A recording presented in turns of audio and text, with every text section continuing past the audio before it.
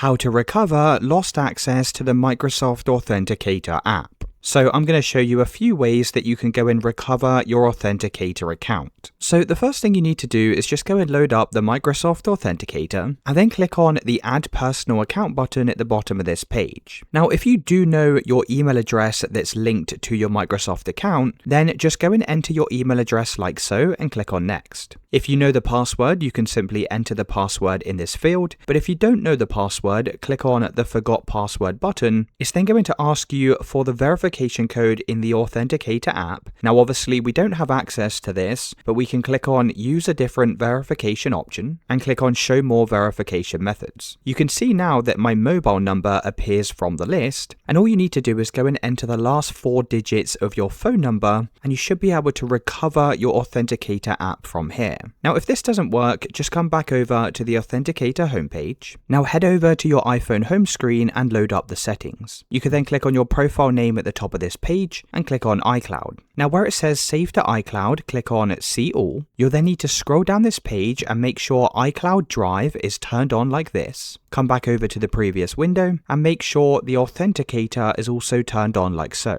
You can then head back over to the Authenticator app and you can check to see if it's now working. Now if you have tried all of these steps so far and you still can't gain access to your account, then what you'll need to do is go and open up an internet browser. You then need to type in Microsoft Recovery Form and press enter and click on this top website here. You'll then need to scroll down to the bottom of this page and click on Account Recovery Form. Now go and enter the old email address on your Microsoft account. You'll then need to enter a new email address that Microsoft can contact you on. You can then go through the steps to try to recover your Microsoft account, and once your account's been recovered, you should be able to access the Authenticator app.